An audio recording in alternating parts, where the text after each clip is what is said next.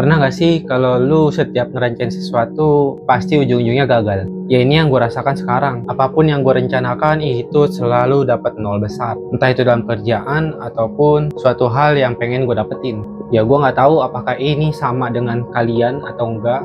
Tapi di sini gue pengen cerita. Mungkin cerita gue bakal sama dengan kehidupan lu atau enggak. Makanya channel ini gue buat menceritakan keluh kesah gue di kehidupan sehari-hari. Jadi selamat datang di channel gue bersama gue Remy. Balik lagi ke dalam cerita. Mungkin kita pernah melakukan sesuatu hal yang pengen kita tuju dan kita udah ngerencanain matang-matang, nyatanya hasilnya nol besar. Dan itu pastinya ngebuat kita jadi kayak kurang pede ataupun ngeluh, gak percaya diri, dan jadi overthinking. Padahal di setiap kegiatan yang kita lakuin pasti ada aja rintangannya. Susah, senang pasti bakal dilewatin. Tidak menutup kemungkinan kesalahan atau kegagalan itu pasti. Justru dari kegagalan itu kita bisa evaluasi lagi, bukan dijadikan acuan bahwasannya, oh ini udah gagal gak bisa, kan baru sekali coba.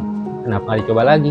Ya, dari mulut kita sendiri ngomong kayak gitu kan gampang banget ya. Pada nyatanya dalam hati kita itu susah banget buat ngelakuinnya lagi. Karena kita udah terbiasa, terlatih tidak untuk jatuh. Sekali jatuh, ya pasti overthinking bawaannya. Gue ngerasa setiap kali gue membuat rencana, pasti aja kegagalan itu datang sekali, dua kali itu pasti banget. Bahkan ngelihat seorang orang di luar sana itu kayaknya kok jago banget dapetin hasilin duit sampai ratusan juta dari konten YouTube, ratusan juta dari affiliate, ratusan juta dari konten yang kecil-kecil seperti short, dan banyak banget di luar sana yang udah sukses. Tapi nyatanya kok kita nggak bisa. Kenapa gitu ya? Enak banget ngeliat rezeki orang tuh kayaknya, oh ini gede banget nih, oh gue bisa nih. Tapi pas kita lakuin, nol besar. Ya, bukannya ngeluh ya, tapi kita bertanya-tanya, kenapa orang bisa melakukan hal seperti itu? Kenapa orang bisa melakukan dan mendapatkan sebanyak itu? Sedangkan kalau kita yang mulai, kok kita nggak bisa kayak gitu? Kan pasti banyak banget tuh pertanyaan-pertanyaan yang kayak gitu ya. Kok kenapa, dan kenapa? Padahal kita aja mulai baru 1 bulan, 2 bulan, 3 bulan. Dan biasanya orang-orang yang mendapatkan penghasilan yang besar itu pasti dia udah lewatin dari masa-masa yang sangat sulit sekali tuh. Seperti mungkin setahun 2 tahun, tapi di dalam ceritanya dia dikupas dan dikemas lagi menjadi, gue dapetin 1 bulan nih, gue dapetin 2 bulan nih. Padahal nyatanya dia lebih dari itu. Dan kita sebagai penonton mempercayai hal itu. Bukankah itu aneh ya? Maka dari itu setiap gue membuat perencanaan, gak selalu gue melihat hasil dari berhasilnya, tapi gue selalu melihat hasil dari kegagalannya. Kenapa bisa gagal? Apa yang gue salah perbuat? Apa yang harus gue tingkatkan? Dan apa yang harus gue pelajarin lagi? Contoh kayak YouTube ini. Kalau lu bisa ngeliat lagi ke bawah, itu konten gue semuanya konten mainan. Terus gue naik lagi, ternyata gue mau coba mini game. Ternyata di game gagal juga. Dan kali ini karena kegagalan gue pengen buat tempat story gue menyimpan semua sesuatu yang pernah gue rasakan, termasuk cerita keluh kesah gue di kehidupan sehari-hari. Daripada YouTube ini nggak kepake dan adsense masih jalan terus, mending gue aktifin dengan cerita yang seperti ini. Nah, oleh sebab itu kegagalan dari planning gue itu gue kemas secara singkat di dalam cerita-cerita keluhan gue dan gue jadikan satu. Tidak menutup kemungkinan gue tetap berusaha di jalan gue yang lain kok. Gue ngaktifin konten affiliate di TikTok dari tahun kemarin, baru mulai di awal tahun sekitar bulan Januari, dan itu gue udah mulai aktif sekitar sampai sekarang udah 7 bulan ya, kalau saya Januari, Februari, Maret, April, Mei, Juni, kan Juli, udah 7 bulan. Dan penghasilan itu sedikit, nggak kayak orang-orang yang katanya 3 bulan bisa dapetin ratusan juta, puluhan juta, ataupun jutaan. Nyatanya pahit, gue cuma bisa dapetin 500.000, itu pun dalam 3 bulan.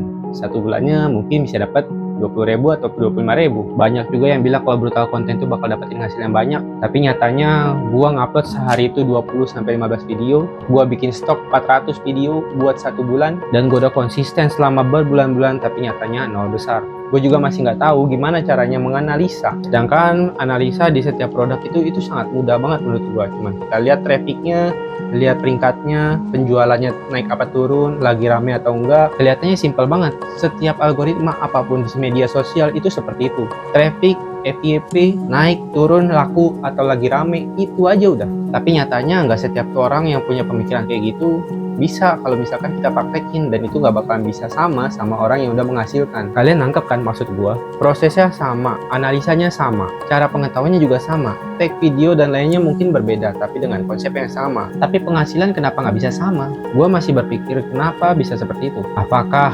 algoritma tidak berpihak pada gua, atau nasib yang tidak baik pada gua? Jadi kita cuma menekan-neka sambil overthinking. Nah, menurut gua yang seperti itulah yang harus dihindarkan. Kenapa? Di dunia media sosial ini kita cuma bisa mempasrahkan semuanya pada algoritma sama takdir. Udah, itu aja. Dan kita juga nggak bisa memaksa orang lain buat suka sama video kita. Jadi menurut gue juga media sosial itu tempatnya kita ngebuang semua keluh kesah kita tuh. Spam video, spam produk, itu aja tuh bolak-balik. Semakin banyak kita video, semakin kita populer, semakin kita dapat FYP, semakin dapat kita algoritma. Jadi media sosial itu tergantung tempat dimana kita membuang-buang relasi, membuang-buang konsep, membuang-buang waktu, sampai waktu itu bisa mendapatkan uang buat kita.